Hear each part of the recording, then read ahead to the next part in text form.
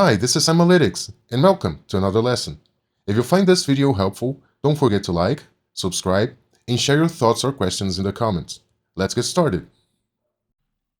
In the last video, we discussed about using columns from examples, and I warned you about problematic points of using this resource. It could be useful for simple things, but for more complex situations, you must be very careful. In this video, we are going to learn how to use the conditional columns in Power Query, how to add conditional columns. We are working in the Add Column tab, which means everything we're doing here is related with creating a new column. And we are learning in this video how to create a new column based on conditions. And in other words, how to create new columns based on if statements. I am using the same file we used in the last lesson, and I need more room to work. You can always expand or hide this little panel on the left-hand side, but still I have too many columns for the example in this lesson. I only need a few of them. So let me only select a few of them so we have more room to work. In the Home tab, I'm going to choose columns. And in this case, I won't need the data key and I won't need the return quantity or the unit cost. Let me keep only the other three columns. And back to the Add Column tab. The conditional column, basically, conditional columns are columns that are created based on comparisons. And I will be comparing values from a certain column. For example, if I'm selecting the unit price column, I will be comparing each value in the selected column. Each value will be compared to a certain fixed number, a hard number, or with the values in another column. So basically, there are two main ways to compare values when I'm working with the conditional column. I'm using the values in a column and comparing all of the values in a column with a fixed or hard number, or I could be comparing each value in each row of a column with values in other rows, in the rows of another column. And let's see how it works in practice. Let's start comparing values in the unit price column. And I have many different unit prices, 79, 179, 200. So for example, I want to compare and test in which sales based on the sales key. I want to identify the sales whose unit price is above 100 or below 100 for any given reason. And I want to create a new column right here. And this column is going to show me, and I will use some kind of identifiers. It could be text, it could be numbers, but I want to identify in which rows the unit price will be higher than 100 or will be greater than 100 or less than 100. And like I said, this is the first way to compare. I'm comparing each value in this column with a fixed number, which is 100. So each row will be compared with this hard number. In this case, I'm using 100. And let's do this comparison. And I will just click conditional column. And I'm going to add a new column that I'm going to call it comparison. And this is the name of the new column that I'm going to create. And these fields will give me all I need to create this comparison without having to use any M code. And like I said, the conditional column will be based on an if statement. If this happens, then return me this value. If this does not happen, return a different value. And let's see how it works. It's very intuitive and very fluid. And for example, I want to know if the unit price column, which means the values in each row of the unit price column. Of course, when I am referring to the unit price column, I'm referring actually to each value in each row of this column. So if the values in each row of the unit price column, if they are greater than 100, then give me yes. If not, if the values in the unit price column is not greater than 100, so give me a no. Okay, so what I'm actually telling Power Query here is evaluate or compare each values in the unit price column, compare it with a hard number. And this hard number is 100. And if it is greater than 100, so return me yes. If it is not, return me no. So the else argument here, the else operator, will give me the message that I want Power Query to return in case this statement, this condition is not met. So that's why we call it an if statement. So if this happens, return me this. Else, which means if not, if this does not happen, return me a no. And that's what I'm going to get. And now you can see that for the values in the unit price column that are less than 100, I get a no. And for the ones that are greater than 100, I get a yes, because that was the test and the comparison that I made. I was asking if each of the values in this column, in the unit price column, if they were greater than 100 or not. So if they are greater than 100, give me a yes. For example, 200 is greater than 100, and yes. And if not, if the numbers are not greater than 100, so give me a no. And that's just what I got. And I can change this to numbers too. For example, if I want to edit the creation of the new column, all I have to do is click the little gear icon. And instead of return me a yes, I could get a 1 for yes and say a 0 for no and click OK. And now it changed accordingly. And this was an example. This was an example of comparing each values in a selected column with a hard number. In this case, the hard number was 100. It could be any other number. Now let's see an example of comparing the values in a column with the values from another columns. Of course, each comparison will be conducted considering the same row, You cannot compare this value with this value and this value with this one. So by default, the comparison is done row by row. So you will compare values in different columns, always in the same row, okay? Always sideways. I will remove the step that created this comparison column. I'm going to remove it. Let's start over. Okay, for this new example, I will need to change the column selection. I'm going to click the gear icon, and I won't need the unit price.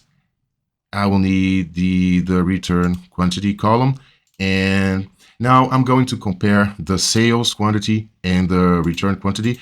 The return quantity column will give you the quantity of products that were returned for each sale. For example, in sale 6, sale 15, like I said, the sales key column is the ID for the unique ID, the unique identifier for each sale. And for example, in row 9, for sale 510821, from the 10 products that were sold, 7 were returned. And row 6, for sale 159897, from the 10 products that were sold, 6 were returned. And as a manager, you are worried and you want to identify, just as an example, you want to identify every sale based on the sales key.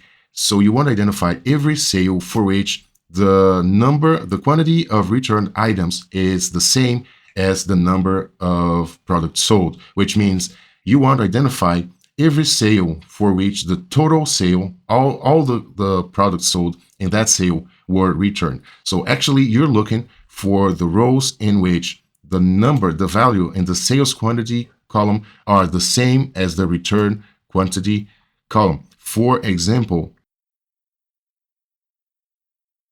in these two sales, you can see that the number of returned items is the same as the number that was sold. So pretty much the sale was totally returned, and you want to identify those. So to do that with a conditional column, what you actually want to do, you want to compare all the values in this column with all the values in this column, row by row, to see if they are equal or not. If they are equal, return me some kind of identifier. If not, return me some different kind of identifier. Let's do that. I will create a conditional column, and I'm going to call it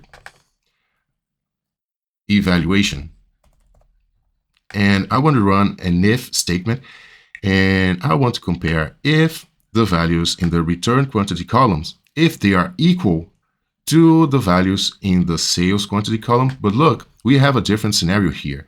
In the last example, I used 100 here as a fixed comparison base. But now I don't want to compare the entire column with a fixed hard number. I want to compare values in a column with values in another column.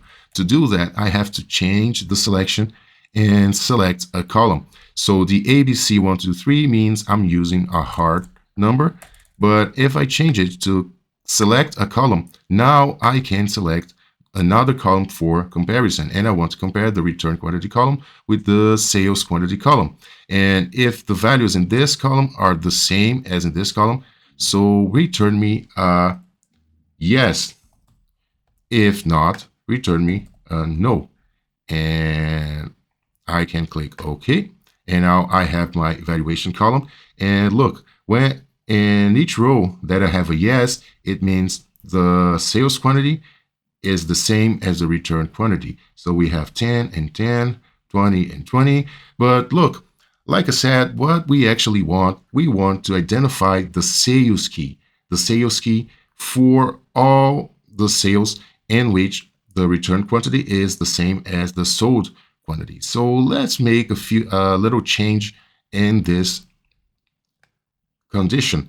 I have to do a little change here. Instead of returning me a yes for the columns in which the sales quantity and the return quantity are equal, instead of having a hard text or number as a return, so let me change and select a column.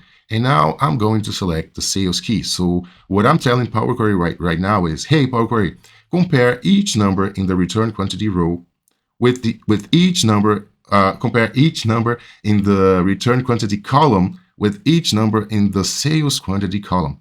And if they are equal, so return me the same value in the sales key column. So compare every value in this column with this column. And in case this is equal to this, return me this. So this way, Power